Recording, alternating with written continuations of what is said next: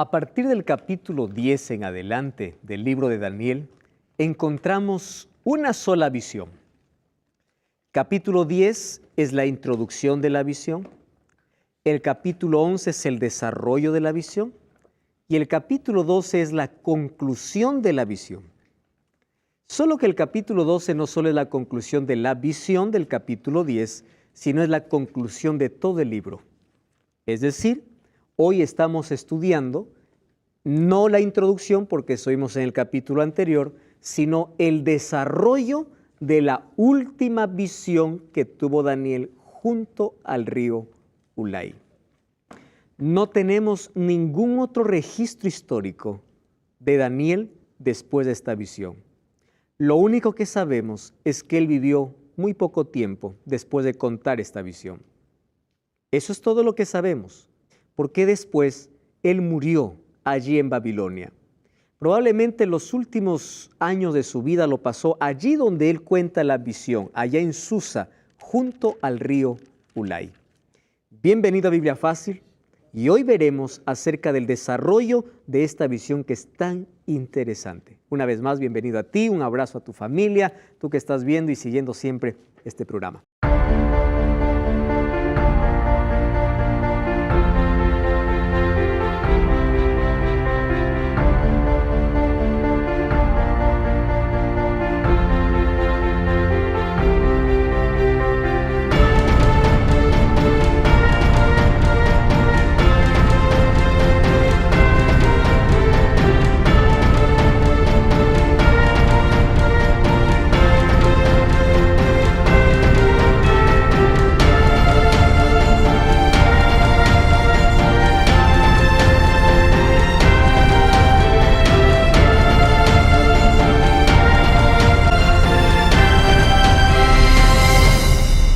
Bienvenidos amigos también aquí en este estudio. Gracias porque ustedes están dedicando un tiempo exclusivo al estudio de la palabra de Dios. Sin duda esto es fortalecedor y hay algo que yo quiero decirles. Después que uno termine el libro de Daniel, nuestro concepto acerca de cómo vamos a enfrentar y ver las cosas es totalmente diferente. Ese poder tiene la Biblia y este libro especialmente. A partir de hoy ustedes van a ver que todo lo que acontece está en base a un conflicto, en base a una lucha de poderes. La Biblia no nos lava la cabeza, como algunos dicen, ¿verdad? La Biblia nos lava el corazón, los pensamientos, para poder ver más claro el asunto y el tiempo en el cual vivimos. Entonces hoy vamos a permitir que una vez más la Biblia nos hable sobre un asunto tan interesante como es el capítulo 11. Aunque el capítulo 11 es el capítulo más largo que tiene el libro, solo que este capítulo también es el capítulo más complicado para muchos teólogos e historiadores. Les voy a explicar la razón. Porque este capítulo es netamente histórico. Y la historia está llena de detalles. Ustedes ya vieron que Dios vino explicando la historia poco a poco, cada vez aumentando más detalles, solo que el capítulo 11 está tan lleno de detalles que es imposible por describir cada cosa que existe allí.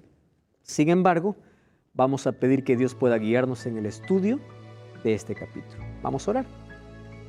Querido Dios, gracias porque tu palabra tiene poder para transformar nuestra vida, tiene poder para invitarnos, para salvarnos, para mostrarnos el camino.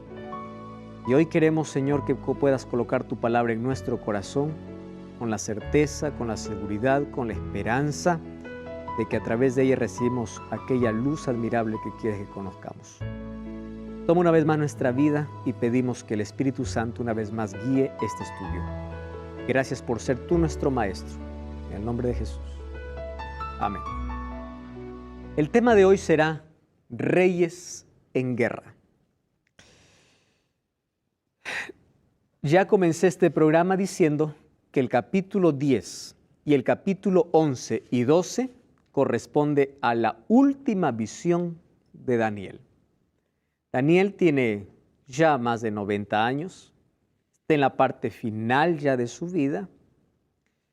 Tuvo el privilegio de poder ver a Jesús, en el capítulo anterior vimos eso, solo que el capítulo 11 Daniel no ve más, sino que él escucha lo que el ángel le está diciendo. Vamos, para poder entender el capítulo 11, tenemos que leer los últimos versículos del capítulo 8. Vamos a Daniel 8, 21. Allí dice así, 8, 21. Yo te declararé lo que está escrito en el libro de la verdad. Y está hablando un ángel y le dice, nadie me ayuda contra ellos, sino Miguel vuestro príncipe. ¿Quién se refiere con Miguel? A Jesús, ¿verdad? Es decir, le está diciendo, nadie me libra, pero con el príncipe Miguel siempre tenemos la victoria. Versículo 11 comienza diciendo, también yo en el primer año de Darío el Medo estuve para animarlo y fortalecerlo. Es el mismo diálogo de el ángel con Daniel. Y aquí le empieza a mostrar. Versículo 2 del capítulo 11 dice, yo te mostraré la verdad. Cuando dice yo te mostraré la verdad, está hablando de una verdad que se amplía. Ahora te voy a mostrar, dice, detalles de esta verdad. Entonces, vamos a decir que Daniel 10 al 12 recibe una visión del clímax de la historia terrestre hasta la segunda venida de Cristo. El capítulo 11 está lleno de detalles de la historia hasta la venida de Jesús. ¿Por qué nosotros necesitamos comprender la historia a la luz de la Biblia? Porque el cumplimiento de la profecía nos ayuda a desarrollar nuestra confianza en Dios. Hay gente que prefiere confiar en los astros, en un horóscopo, en la astrología, en la manomancia, en la cartomancia, etcétera, etcétera. La confianza del cristiano solamente está en Dios. ¿Cómo crece la confianza? Confianza es fe. Romanos 10:17 dice, porque la fe viene por el oír y oír la palabra de Dios. Ahora, nuestra confianza en Dios se desarrolla cada vez que abrimos la Biblia y vemos una profecía cumplida. Yo no sé si ustedes lo han experimentado alguna vez en su vida. Cuando ustedes presencian o ustedes son testigos de algún hecho que la Biblia predijo, ustedes tienen mayor confianza en la palabra de Dios. Ahora, ¿por qué les digo esto? Porque ahora les voy a mostrar detalles que le menciona Dios a Daniel que tuvieron su cumplimiento 300, 400, 500 años después, y nosotros lo hemos estudiado en historia cuando hemos estado en el colegio. Los profesores nos enseñaban solamente el hecho histórico, pero ahora vamos a ver que las historias que los profesores nos enseñaron, ¿dónde estaban? Ya en la Biblia. Cualquier persona que quiere negar la Biblia como palabra de Dios, muéstrale la historia. No puede negar la historia. Y cuando acepte la historia, llévalo a la Biblia. Para que le digas, lo que la historia dice, la Biblia ya mencionaba mucho antes. ¿Cómo la Biblia puede mencionar un hecho que todavía no se ha cumplido? Es la evidencia de que es un libro inspirado por Dios. Entonces, de manera precisa, Dios revela el futuro de las naciones hasta el establecimiento de su reino. Dios no está tan preocupado en revelarle a Daniel todo lo que va a pasar año por año. Lo que le va a revelar a Daniel es parte de la historia, pero finalmente, ¿dónde concluye? En su reino, porque lo que quiere mostrar a él y a todo su pueblo es, detrás de las guerras, de los conflictos, de las persecuciones, va a haber un reino y estás invitado a ese reino. Eso es lo que está mostrando aquí en el capítulo 11. Muy bien, vamos entonces a 11, 1 y 2. Versículo 2, yo te mostraré la verdad. ¿Qué cosa dice? Aún habrá 3 reyes en Persia. Desde aquí comienza ya con detalles históricos. El cuarto hará de grandes riquezas, más que todos ellos. Este, al hacerse fuerte con sus riquezas, se levantará contra el reino de Grecia. Un detalle importante que quiero hacerle recordar aquí. El versículo 2 comienza diciendo, yo te mostraré la verdad. Aquí está hablando de una verdad que se amplía, pero también de otra realidad. ¿Saben qué le está diciendo? Lo que yo te voy a decir ahora ya no está más en símbolos. te voy a decir sin símbolos. O sea, te voy a decir lo real, lo literal. Tú no necesitas interpretar. En Grecia o en Persia habrán 3 reyes. Tú ya no necesitas interpretar quién es Persia. Persia es Persia, es imperio. Aquí ya no hay más símbolos. El capítulo 11 es ya un libro que habla sobre historia, ¿correcto? Ahora, la historia aquí obviamente escrita como profecía. Dice así, habrán 3 reyes en Persia, el cuarto será grande en riquezas más que todos, al hacerse fuerte con su riqueza se levantará contra el reino de Grecia. Versículo 3, se levantará luego un rey valiente que dominará con gran poder y hará su voluntad. Pero cuando se haya levantado, su reino será quebrado. No hay nada que aquí descubrir como símbolo, porque nosotros sabemos de quién se trata, ¿verdad? Ese rey valiente, dice, el versículo 4, cuando se haya levantado, su reino será quebrantado y repartido hacia los 4 vientos del cielo. Pero no será para con sus descendientes, ni según el dominio con el cual él dominó, porque su reino será deshecho y será para otros. Muy bien. Vamos entonces a interpretar primero los 3 reyes de Persia. Recuerdan que Media y Persia formaron un solo imperio, Medo-Persia. Los persas dominaron, mientras que los medos iban desapareciendo. Ahora aparece solamente Persia, ¿correcto? Y en Persia dice, habrán 3 reyes que hará guerra contra un rey poderoso. ¿Con quién peleó Persia? Con Grecia. ¿Recuerdan ustedes ese detalle histórico? Muy bien. Entonces, en el registro histórico, ojo, esto ya nos comprueba la historia.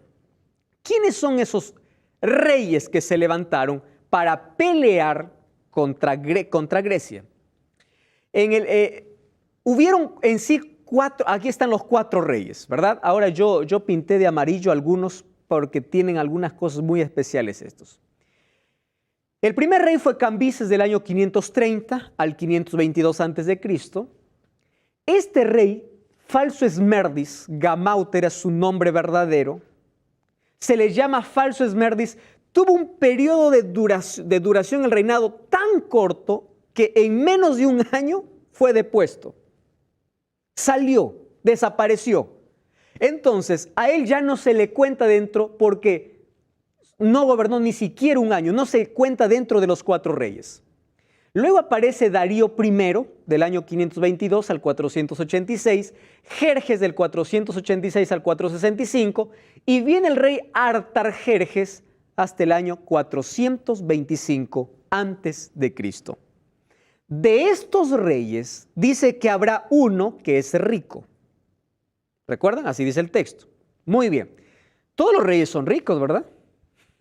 Tienen dominio, tienen poder, tienen todo. Bueno, solo que de estos reyes, el rey Artajerjes invirtió, esto dice la historia ya, 4 años en armamentos y preparando un ejército. Sus legiones marcharon contra Grecia, pero Grecia los derrotó. ¿Quién tenía como comandante, como rey en Grecia? ¿O quién estaba en Grecia? Alejandro. 35,000 soldados contra 1,000,000, ¿verdad? Entonces, todos intentaron sobreponerse a Grecia, pero este se le conoce como el millonario porque invirtió más en armamento, invirtió más para guerra. Entonces dijo, mis antecesores han sido derrotados, yo no voy a enfrentar así nada más. Invirtió en armamento, claro, no era el armamento que hoy conocemos, ¿verdad? Pero todos estaban, el ejército estaba mejor armado, invirtió dinero, solo que cuando fue a enfrentar a Grecia, no ganó. Ahora la historia nos detalla lo que sucede con el siguiente rey, ¿verdad? Allí dice que el otro rey, cuando se haya levantado, su reino será quebrantado y repartido hacia los 4 vientos del cielo. ¿De quién está hablando este? De Alejandro. ¿Recuerdan ustedes cuando murió? Él no tenía sucesor. Y miren el detalle, no será para sus descendientes. Quiere decir que la profecía ya decía que Alejandro, cuando muera, no habrá un descendiente que gobierne. Lo decía con tanta claridad, con tanta exactitud, porque el hijo que tenía nació después de que él murió. La mujer a la cual él embarazó, estaba embarazada, que embarazó, dio a luz cuando él murió. Ahora, ¿quién entró a gobernar? Su hermano. Alguien que no tenía el mismo brillo, el mismo poder, y es por eso que sus generales lo asesinaron. Y no solamente a su hermanastro, sino también a su hijito. Y empezó la disputa entre reyes, ¿verdad? Entre generales. Antígono sobresalía, quiso sobreponerse cuando quiso declararse como rey. Los 4 generales del imperio griego se proclamaron en sus provincias reyes y se acabó para Antígono la esperanza. Tanto fue su decepción que se suicidó y su hijo Demetrio huyó. Entonces, aquí dice, no, él no tendrá una descendencia, y es más, ni según el dominio con cual él dominó, porque su reino quedará deshecho. Claro, ¿quién vendría a deshacer el reino griego? Roma. Aquí parece que hay detalles que se están repitiendo. Ahora, aquí aparece algo más interesante. Finalmente nosotros sabemos que el imperio griego quedó dividido entre los 4 generales, ¿verdad? ¿Quiénes eran? Ptolomeo, Lisímaco, Seleuco y Casandro. Muy bien, vamos entonces a más detalles de la historia.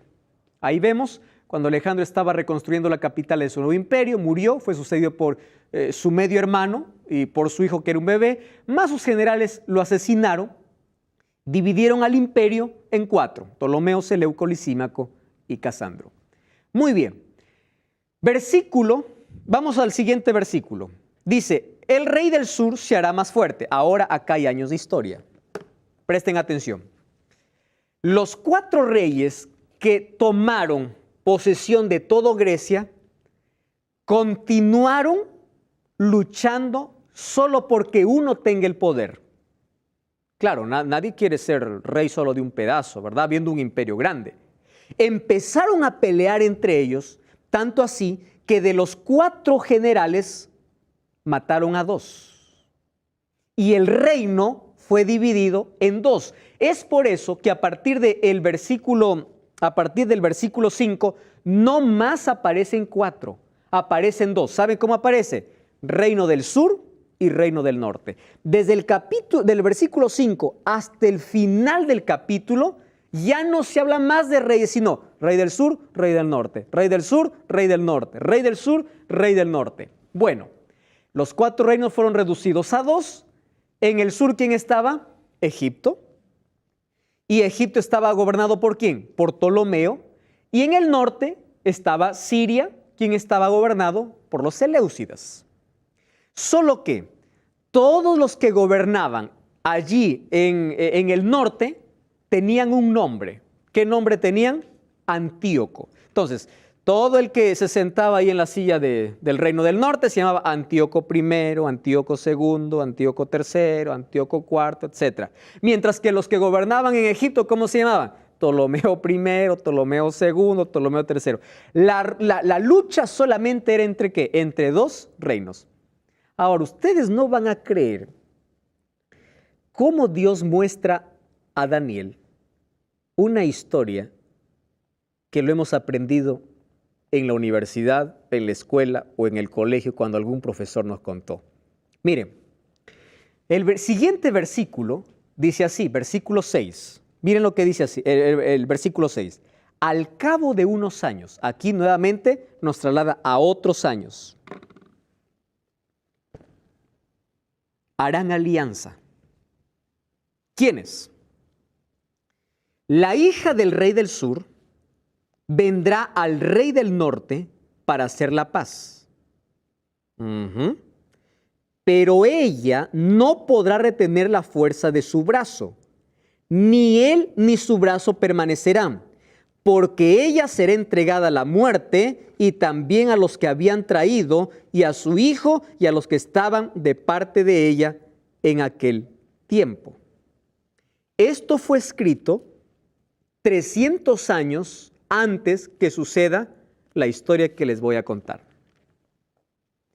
Dice que estos dos reinos, ¿qué cosa tratarán de hacer?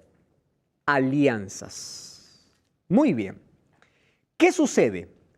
En el año 250 antes de Cristo, el rey Ptolomeo, que era el rey de Egipto, y Antíoco intentaron promover la paz. Ya basta de guerras, vamos a la paz. Está bien, le dice Ptolomeo.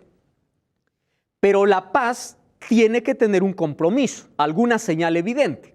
Bueno, entonces le dice, bueno, si tú quieres la paz conmigo, ¿cómo hacían antes las alianzas, no? Las alianzas consistían, tú te casas con mi hija y estamos en paz. Somos familia, ¿verdad? Somos familia. Ahora vamos a tratar de unir nuestro reino, vamos a trabajar como familia, etc. Correcto. ¿Qué cosa hace entonces? Antíoco, que era del norte, se casa con la hija de Ptolomeo. La hija de Ptolomeo se llamó Berenice, solo que había un problema. Antíoco ya estaba casado. ¿Con quién? Con Laodice. Laodice era la esposa de Antíoco. Pero por hacer la alianza, deja a Laodice y se va a casarse con la hija de Ptolomeo. ¿Cómo se llama la hija de Ptolomeo? Berenice, para colmo como que se parecen los nombres, ¿no? Bueno, se casa con la hija de Ptolomeo y cuando está con Berenice, se da cuenta que cometió el peor error de su vida y dice, ¿para qué dejé a Laodice? Yo amo a Laodice.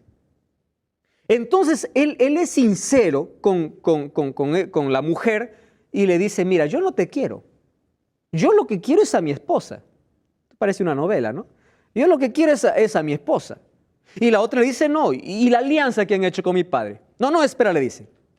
Vamos a esperar que tu padre muera. Murió Ptolomeo y cuando muere Ptolomeo, ¿qué cosa creen que hace Antíoco? Deja a Berenice. ¿A dónde regresa? A Laodice, su antigua esposa. Su antigua esposa le recibe con brazos abiertos. Mientras le abraza, nadie sabe lo que tiene en su corazón. Laodice dice, tú me dejaste por ir con esa hija de Ptolomeo. Muy bien. ¿Quieres volver? Vuelve a casa. Está bien, regresa. Eres bienvenido, eres mi esposo, está todo bonito. Mientras que Laodice, para vengarse lo que hizo Antíoco, ¿qué cosa hizo? Mandó a matar a Berenice y a un hijo que tuvieron con ella, su ex esposo, que ahora volvió con ella, ¿verdad? Mató al hijo y mató a la antigua esposa, por la cual lo dejó, ¿verdad? Y terminó matándole también a Antíoco. Por eso que dice que entre las alianzas que harán, no prevalecerán. ¿Y por qué no prevalecerán?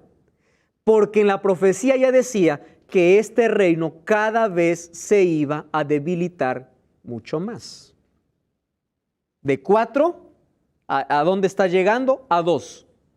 Y cuando ocurre eso en la historia, empiezan nuevamente las guerras. Rey del norte, rey del sur. Rey del norte, rey del sur.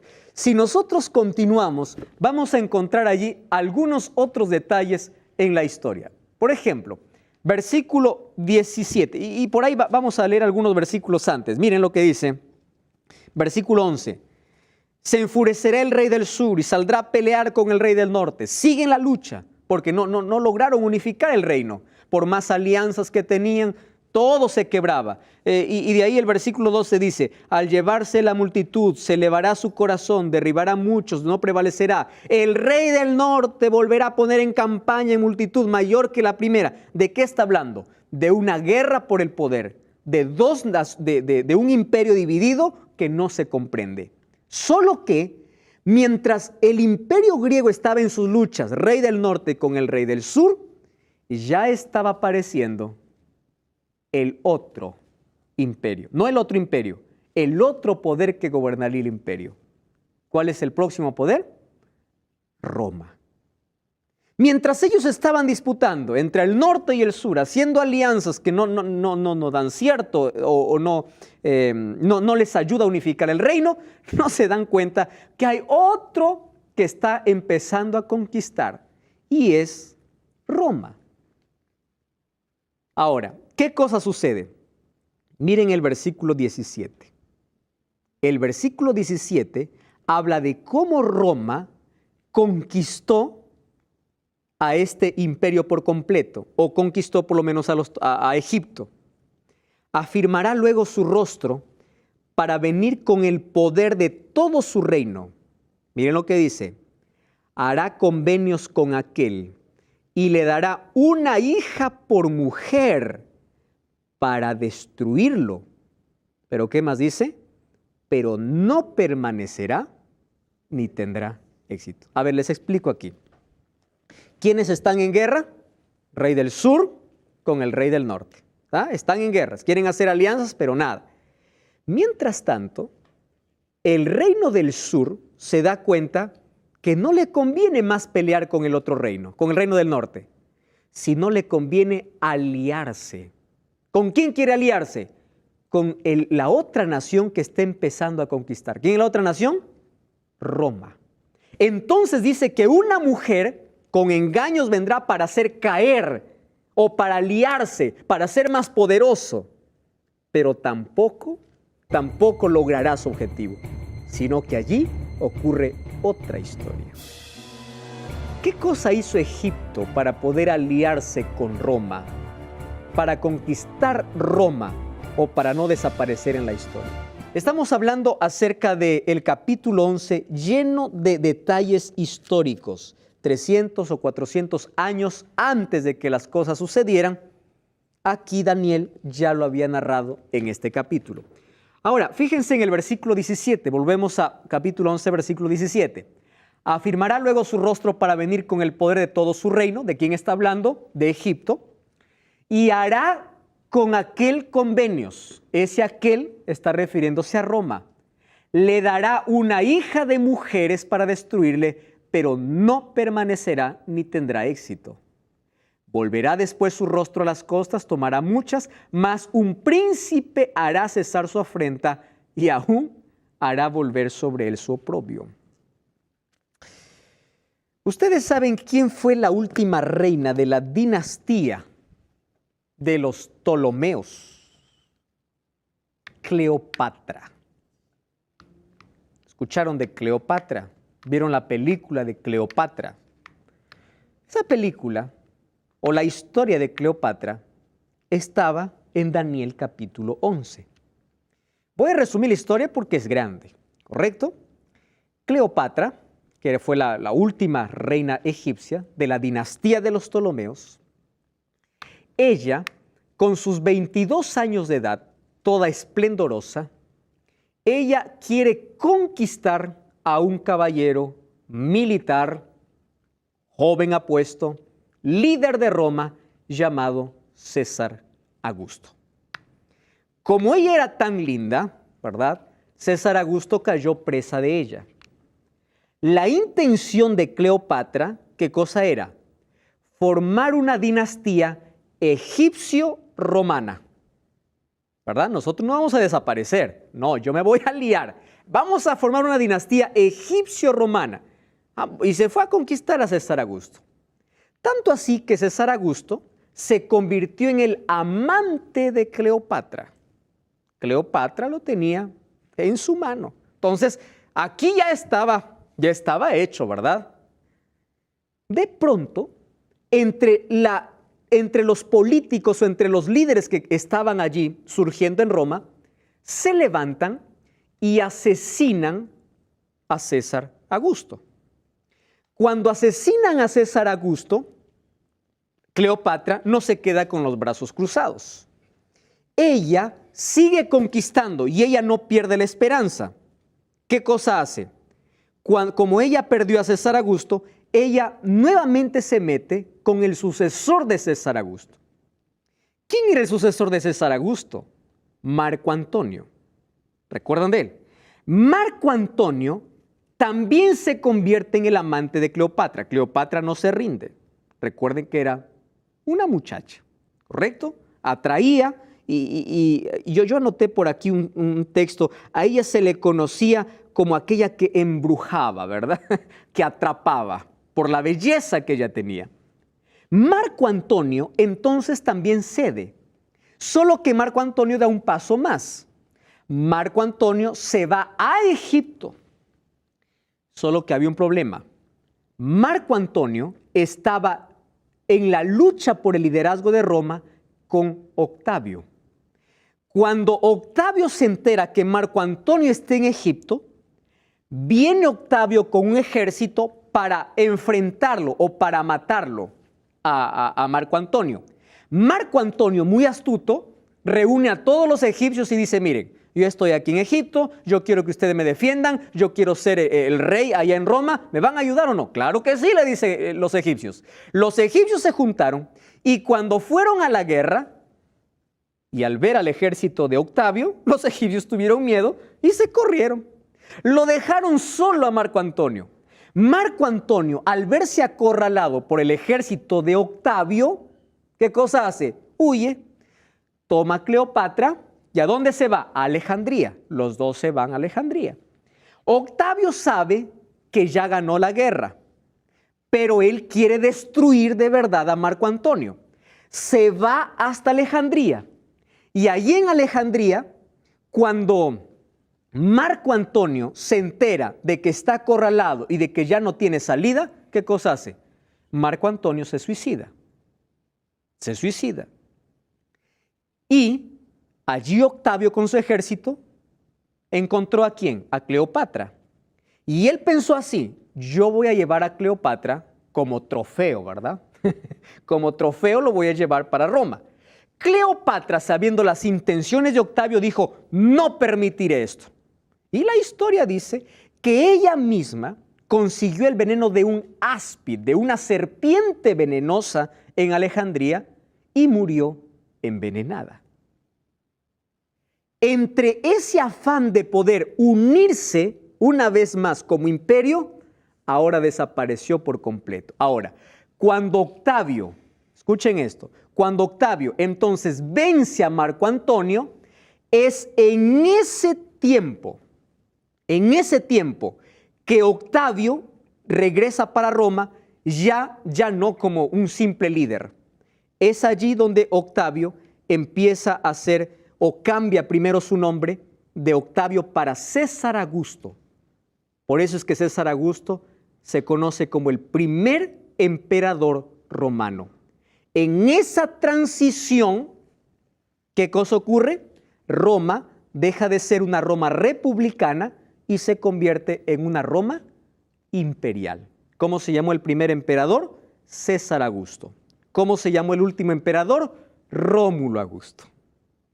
César Augusto, y de ese César Augusto habla el versículo 20. Miren lo que dice. Cuando se levantará en su lugar uno que se hará pasar por cobrador de tributos por la gloria de su reino, en pocos días será quebrantado, aunque no en ira ni en batalla.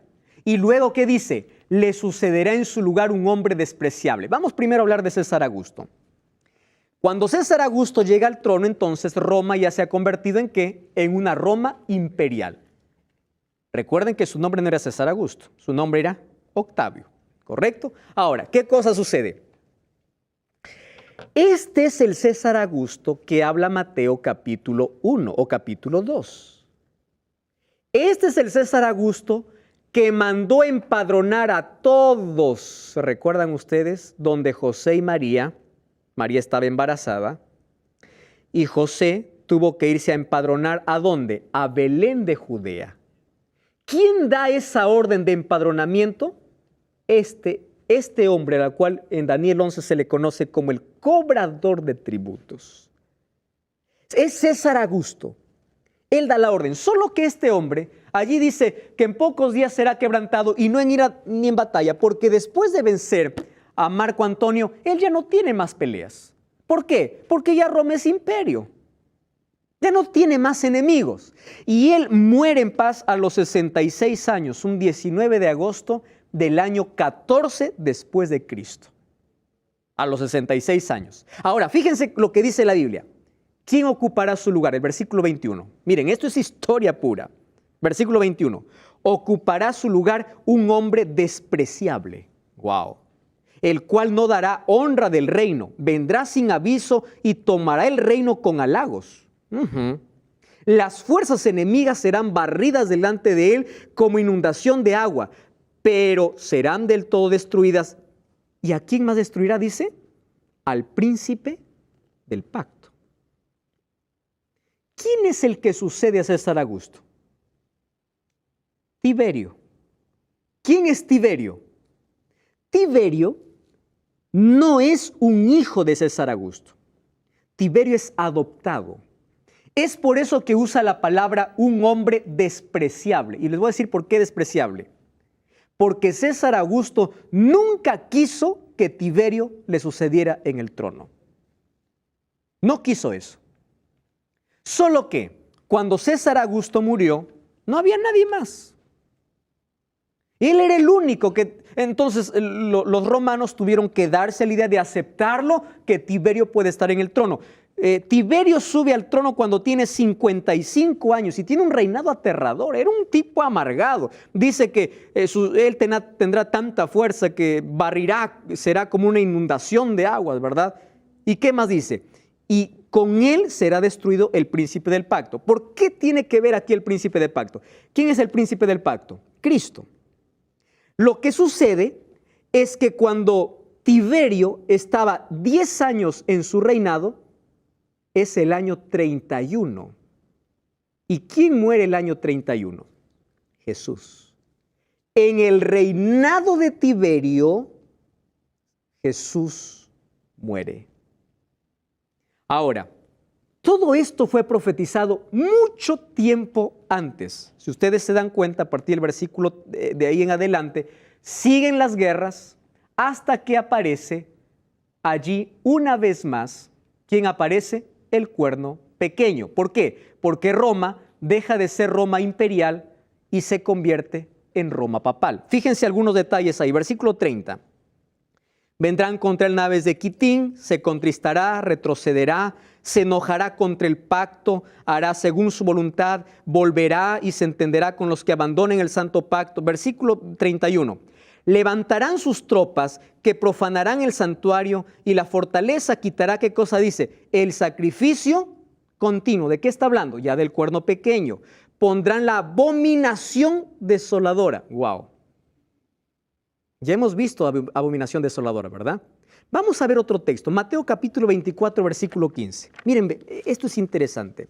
Mateo capítulo 24, versículo 15. Mateo 24, 15 dice así. Esto es interesantísimo.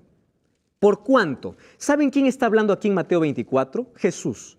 Jesús está hablando acerca de las señales del tiempo del fin. Dice, por tanto, cuando veáis en el lugar santo la abominación desoladora, ¿qué cosa dice?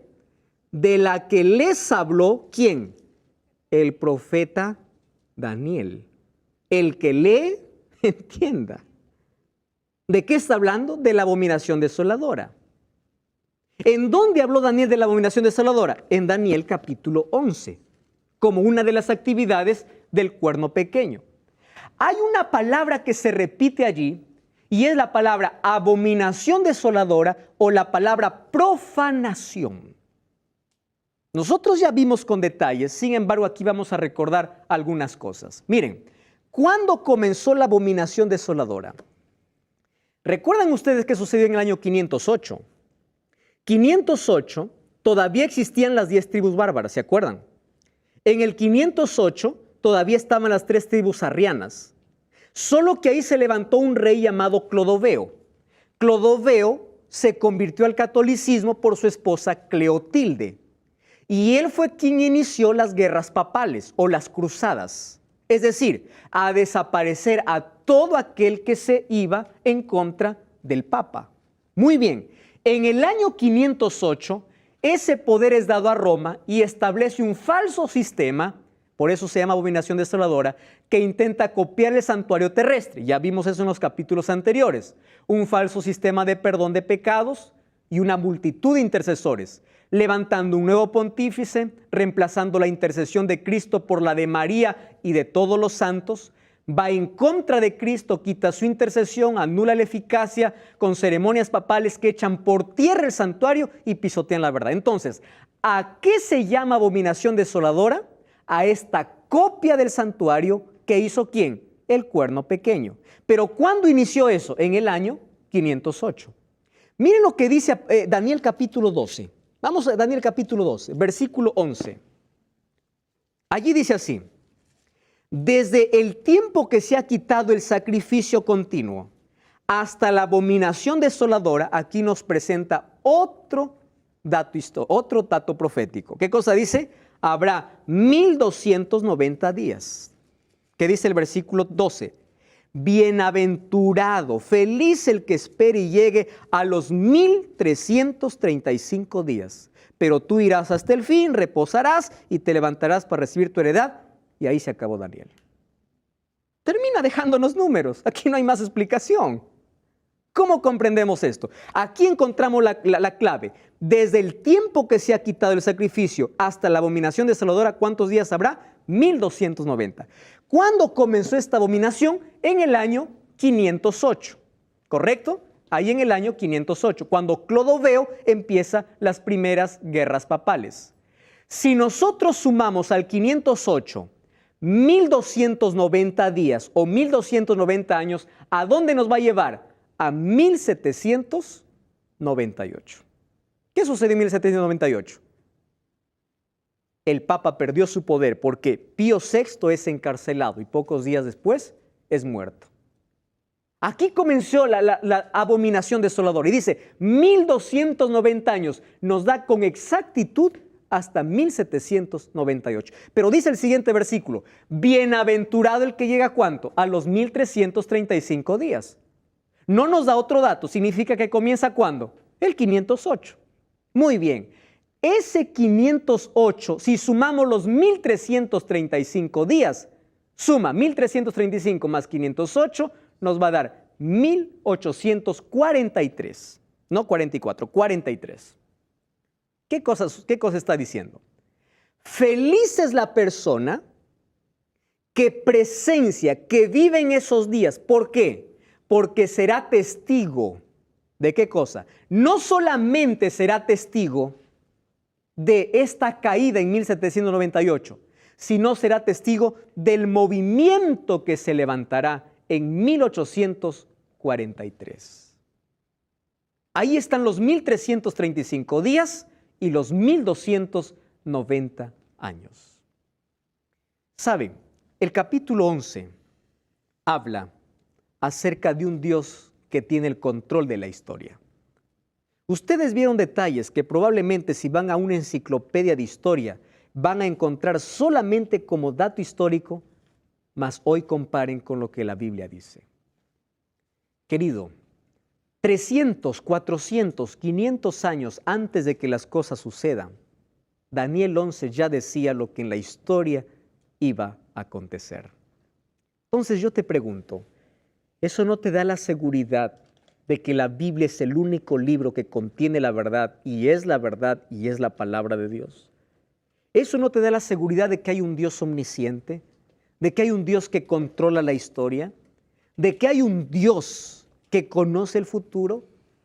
Ese Dios, por más poderoso que sea, no puede derribar la puerta de tu corazón porque depende de tu libertad, de tu libre albedrío. Si hay un Dios que conduce la historia, ¿por qué no podrá conducir mi vida? Es por eso que una vez más Jesús te invita y te dice: yo conozco tanto de la historia, pero también conozco tanto de tu vida. Yo no me olvidé de ninguna estrella, no me he olvidado de tu nombre. Yo sé quién eres, yo sé dónde vives, yo sé qué haces, yo sé qué piensas. Yo conozco todo de ti. Si yo conozco lo que va a venir, por supuesto que conozco tu problema. Pero hay algo que yo no puedo hacer: tener el control de tu vida a menos que tú no lo permitas. Probablemente tú hayas rechazado tanto el amor de Jesús y estés lejos de Jesús. Es hora de volver a casa. Es hora de volver a los planes divinos. Es hora de volver. a los brazos de Jesús. Jesús te está esperando. Es hora de volver a ese Dios que conduce la historia, permitirle que pueda conducir tu vida.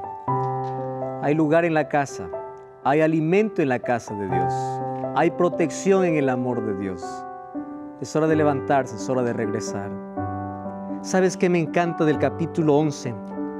Es que la conclusión está en el capítulo 12, cuando dicen: aquel tiempo se levantará Miguel, el gran príncipe. Detrás de todas estas guerras, después de todos estos conflictos, después de todo lo que suceda con este poder que domina la tierra, vendrá Cristo. ¿Y sabes quiénes librará? A aquellos que están escritos sus nombres en el libro de la vida. No existe mayor privilegio que este. La Biblia habla más de 300 veces de la vuelta de Jesús. Mateo 24 dice que Jesús vendrá en forma literal. Jesús no robará a su pueblo. El arrebatamiento no será secreto, sino será glorioso. Jesús vendrá en las nubes, y en Apocalipsis 1:7 dice que todo ojo lo verá. ¿Eso qué significa? Que tú y yo tenemos que estar preparados para ese día.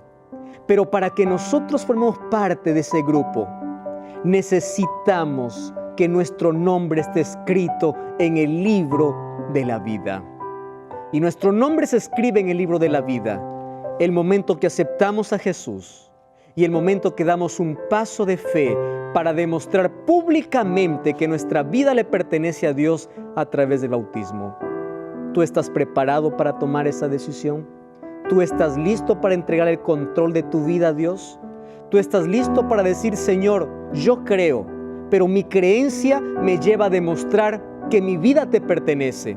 No existe cristianismo secreto, no existe cristianismo oculto, existe cristianismo revelado. Demuestra a quién pertenece tu vida y hazlo a través del bautismo, porque es el momento cuando el nombre o nuestro nombre se inscribe en el libro de la vida. ¿Quieres para orar por ti? ¿Estás tomando esa decisión? Vamos a orar. Querido Dios, gracias porque tu invitación siempre es que volvamos a ti. A veces, como pródigos, vagamos por este mundo buscando un poco de placer para llenar nuestro vacío. En nuestro afán de búsqueda caemos, nos herimos, pero tú siempre tienes una oportunidad para nosotros. Hoy volvemos a tus brazos. Hoy queremos que tú controles nuestra vida. Queremos estar preparados para ese día glorioso cuando vengas en el cielo. Por eso queremos que inscriba nuestro nombre en el libro de la vida, porque hoy tomamos la decisión de demostrar públicamente a quién pertenece nuestra vida. En el nombre de Jesús. Amén.